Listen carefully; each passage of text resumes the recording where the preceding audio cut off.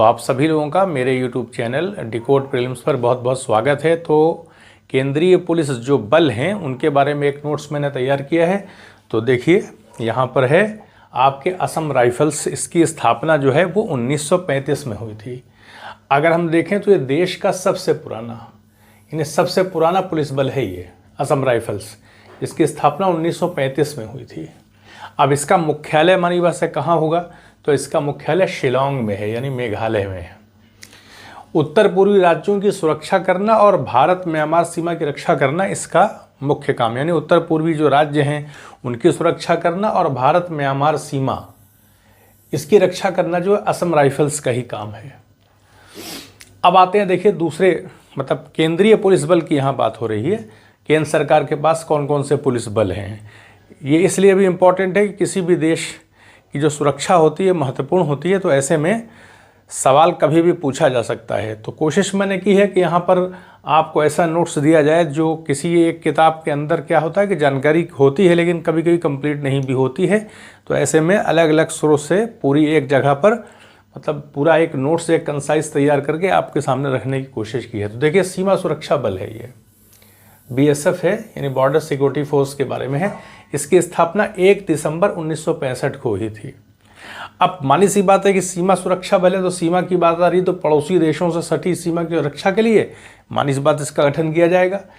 अब इसकी मुख्य जिम्मेदारी क्या है कि पाकिस्तान और बांग्लादेश जो सटी हुई सीमा है उसकी रक्षा करना इसका मुख्य दायित्व है। यह जम्मू कश्मीर की नियंत्रण रेखा पर भी BSF की तैनाती है, वहाँ पर भी तैनात है ये।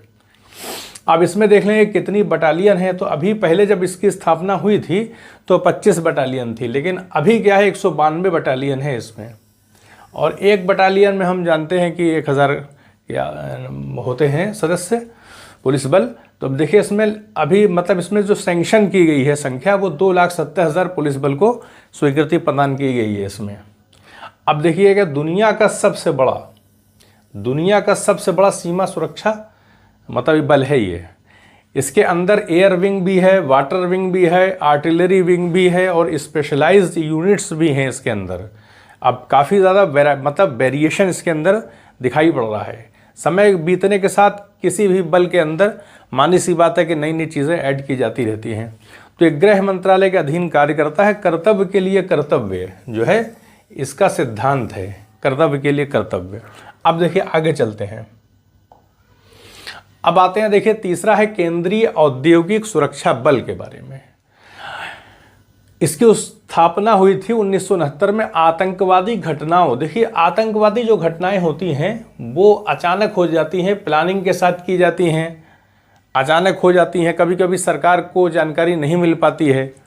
तो ऐसे में आतंकवादी घटनाओं और नक्सल प्रभावित जो क्षेत्र हैं वहाँ पर इनकी तैनाती जो है की गई है, यानी वहाँ की सुरक्षा करना इनके दायित्व को रखा गया इनके दायित्व में। और साथ साथ में क्या है कि सार्वजनिक कारखाने होते हैं, परमाणु गृह हैं, उर्वरक संस्थान हैं, तो बहुत सारे संस्थान होते हैं सरकार के। तो उन कारखानों प्रतिष्ठानों की रक्षा करने का दायित्व भी केंद्रीय औद्योगिक सुरक्षा बल का होता है। इसलिए औद्योगिक नाम जुड़ा हुआ है क्योंकि बहुत सारे जो उपक्रम होते हैं वो उद्योग से जुड़े होते हैं। यह देश का सबसे बड़ा अग्नि सुरक्षा कवच भी उपलब्ध कराता है। अग्नि सुरक्षा कवच इसलिए उपलब्ध कराएगा क्योंकि सार्वजनिक संस्थानों में प्रतिष्ठानों में आग भी लग जाती है, तो फिर आग से निपटने के लिए भी पूरा एक तंत्र मौजूद होगा, सुविधा सारी उपलब्ध होगी। तो इसीलिए देश का सबसे बड़ा अग्नि सुरक्षा कवच जो है ये उपलब्ध कराने का काम जो है वो केंद्रीय औद्योगिक सुरक्षा बल के द्वारा किया जाता है। वर्तमान में लगभग 289 इकाइयों को सुरक्षा प्रदान कर रहा है। इतनी इकाइयां हैं, संस्थान है जिनको कि इसके द्वारा सुरक्षा दी जा रही है। अब देखिए आते हैं केंद्रीय रिजर्व पुलिस बल के बारे में, CRPF के बारे में। इसका गठन देखिए 1939 में क्राउन रिप्रेजेंटेटिव पुलिस के रूप में मध्य प्रदेश के नीमच में किया गया था। यानी अंग्रेज़ों के समय इसकी स्थापना हुई थी और फिर बाद में जब आज़ादी मिली देश को तो फिर जो है इसका नाम केंद्रीय रिजर्व पुलिस बल कर दिया गया। देश का सबसे बड़ा केंद्रीय अर्धसैनिक बल बन चुका है CRPF जो है। अब आते हैं देखिए फिर इसके बारे में आगे आते हैं। वर्तमान में कानून व्यवस्था, सैन्य विद्रोह यानी कानून व्यवस्था को बनाए रखना, सैन्य विद्रोह मान ली हो जाता है कभी अगर तो उसको रोकने का काम, और आतंकवाद के प्रति कार्रवाई जैसे क्षेत्रों में कार्य कर रहा है। देश और राज्यों के चुनाव में भी इसकी बहुत बड़ी भूमिका होती है। जब देश का चुनाव होता है, राज्यों का चुनाव होता है, तो वहाँ पर सीआरपीएफ को जो है तैनात किया जाता है। तो चुनाव में शांति बनाए रखने में महत्वपूर्ण भूमिका निभाता है। धार्मिक महत्व की बहुत सारी इमारतें होती हैं, जैसे कि धार्मिक महत्व की बहुत सारी इमारतें हैं, तो वहाँ पर भी इनको तैनात किया जाता है। अमरनाथ यात्रा की देखिए, उसकी सुरक्षा देना, यानी जब यात्रा होती है अमरनाथ की, तो फिर जितने भी तीर्थ यात्री होते हैं उनकी सुरक्षा व्यवस्था करना, ये सब भी केंद्रीय रिजर्व पुलिस के जिम्मे रखा गया है।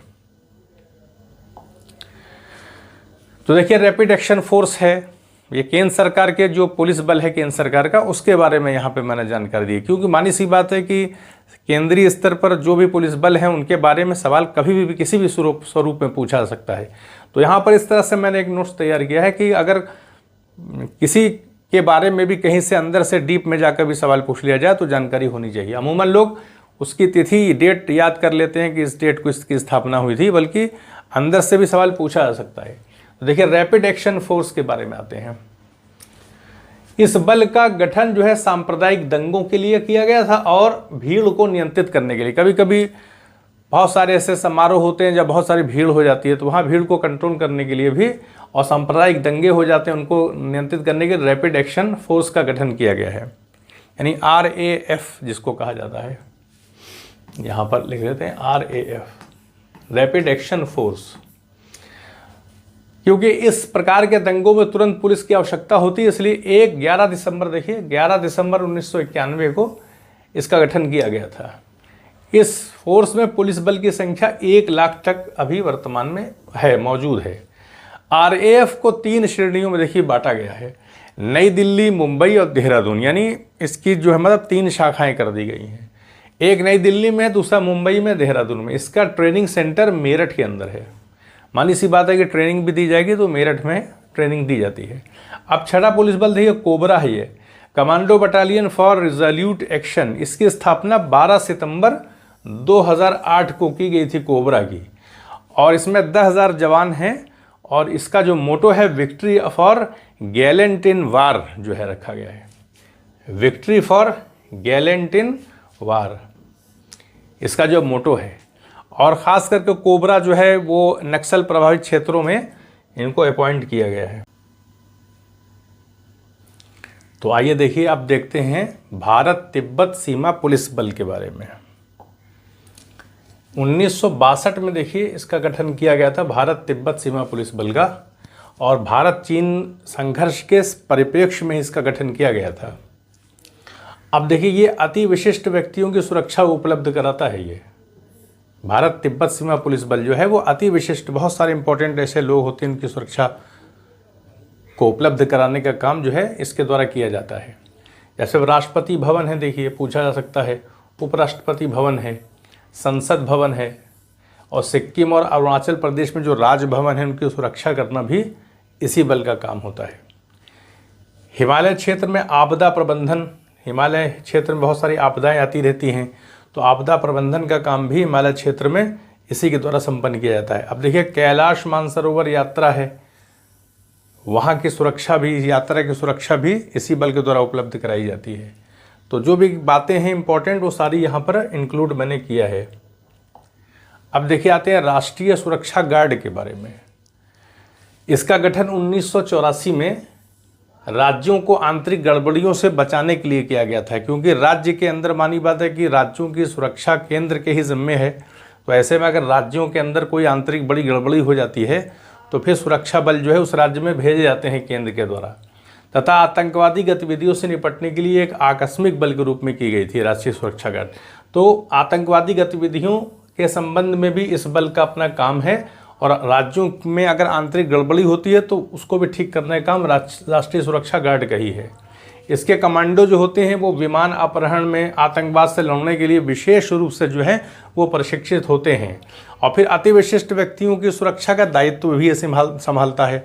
तो बहुत सारे बल होते हैं, ज़रूरी नहीं कोई एक बल ही जो है अति विशिष्ट व्यक्तियों की सुरक्षा करे, बल्कि राष्ट्रीय सुरक्षा गार्ड का भी दायित्व है। अब देखिए गणतंत्र दिवस है, स्वतंत्रता दिवस है, जैसे मौके पर ये बल जो है वो सुरक्षा प्रदान करने का काम करता है। इसके अतिरिक्त घरेलू और अंतर्राष्ट्रीय विमान उड़ानों में स्काई मार्शल स्काई मार्शल के रूप में भी राष्ट्रीय सुरक्षा गार्ड के जो सदस्य हैं, जो मतलब लोग हैं, उनको जो है अपॉइंट किया जाता है। अब देखिए आगे चलते हैं, आते हैं सशस्त्र सीमा बल के बारे में। इसका गठन जो है देखिए 1963 में किया गया था। भारत चीन संघर्ष के परिणाम स्वरूप जो है इसका गठन किया गया था।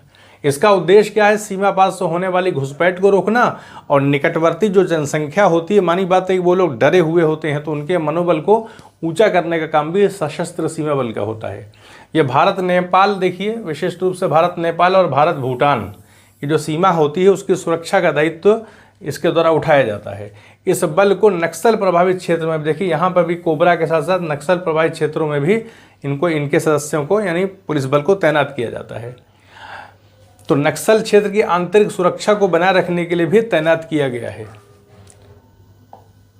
तो एक मतलब कंसाइज वे में चीज़ों को रखने की कोशिश की गई। देखिए रेलवे सुरक्षा बल के बारे में है, तो इसका गठन रेलवे सुरक्षा बल अधिनियम 1957 के अंतर्गत रेलवे संपत्ति और रेल मार्गों के बेहतर संरक्षण के लिए तथा माल एवं यात्रियों को सुरक्षा के लिए किया गया था।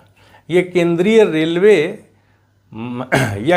रेलवे मंत्रालय के नियंत्रण में काम करता है। ये ध्यान रखने की बात है। रेलवे सुरक्षा बल जो होता है यह जीआरपी से अलग होता है।